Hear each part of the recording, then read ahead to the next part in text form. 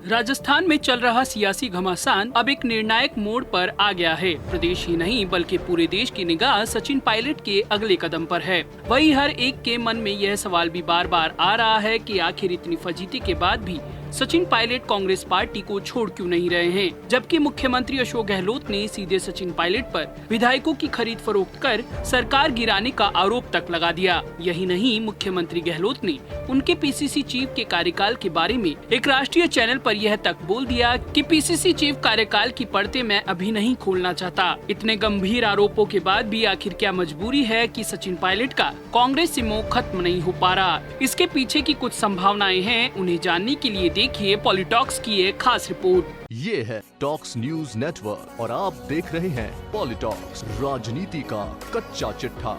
राजस्थान ही नहीं बल्कि पूरे देश की निगाह सचिन पायलट के अगले कदम पर है कि वह कांग्रेस पार्टी में रहेंगे या नहीं, या अलग कोई पार्टी बनाएंगे, या फिर बीजेपी में शामिल होकर मुख्यमंत्री पद के दावेदार बनेंगे। ऐसी ही कुछ संभावनाएं इस प्रकार हैं। सचिन पायलट कांग्रेस पार्टी छोड़ नहीं सकते हैं, क्योंकि कांग्रेस छोड़ते हैं तो उनकी सदस्यता चली जाएगी और बहुत सारे विधायक दोबारा चुनाव नहीं लड़ना चाहते हैं। सचिन पायलट तीसरी पार्टी बनाते हैं तो बता दें, राजस्थान में तीसरी पार्टी का कोई इतिहास नहीं रहा है। जो भी तीसरा मोर्चा बनाया गया है वह पूरी तरह से असफल हुआ है। डॉक्टर किरोड़ी लाल मीणा और घनश्याम तिवारी जैसे दिग्गज इस तरह की कोशिश करके देख चुके हैं। सचिन पायलट, ममता बनर्जी और नीतीश कुमार भी नहीं हैं जो उस तरह की मेहनत कर सके। गुर्जर वोट बैंक एक इलाके पूर्वी राजस्थान तक ही सीमित है।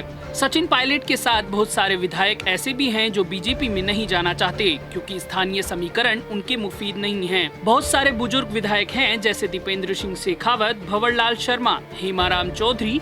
यह लोग आखिरी चुनाव लड़े हैं और अपने बेटों को विरासत सौंपना चाहते हैं, मगर बीजेपी में जाने के बाद बेटों को विरासत नहीं मिलेगी। सचिन पायलट के पास गहलोत सरकार गिराने लायक नंबर नहीं है। ऐसे में अगर वह कांग्रेस से अलग होते हैं तो सरकार गिरने का संकट उत्पन्न नहीं होगा। वहीं एक पहलू और भी है जहां सचिन पायलट के बहुत सारे साथी जैसे दानिश अबरार, प्रशांत बेरवा, चेतन डूडी और रोहित बोहरा जैसे कई साथी हैं जो अशोक गहलोत के साथ हैं। वह कह रहे हैं कि अगर आप कांग्रेस में रहकर संघर्ष करेंगे तो हम आपके साथ रहेंगे। अब ताजा हालातों की बात करें तो एक तरफ मुख्यमंत्री अशोक गहलोत ने सचिन पायलट पर तीखा हमला बोला तो कांग्रेस की ओर से बार बार सचिन पायलट को समझाया जा रहा है और वापसी के संकेत दिए जा रहे हैं। वही कांग्रेस नेता राहुल गांधी की ओर से संदेश दिया गया है कि अगर पायलट वापस आना चाहें तो आ सकते हैं। उनके अलावा रणदीप सुरजेवाला ने कहा कि सचिन पायलट अगर खुद को कांग्रेसी कहते हैं तो हरियाणा का होटल छोड़कर पार्टी के पास आ जाएं। अब हर किसी की नजरें सचिन पायलट पर टिकी हैं, क्योंकि सचिन पायलट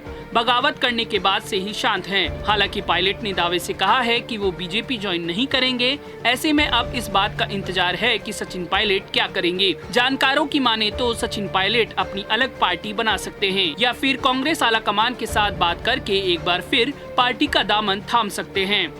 पॉलिटॉक्स ब्यूरो, जयपुर। ये है टॉक्स न्यूज नेटवर्क और आप देख रहे हैं पॉलिटॉक्स, राजनीति का कच्चा चिट्ठा।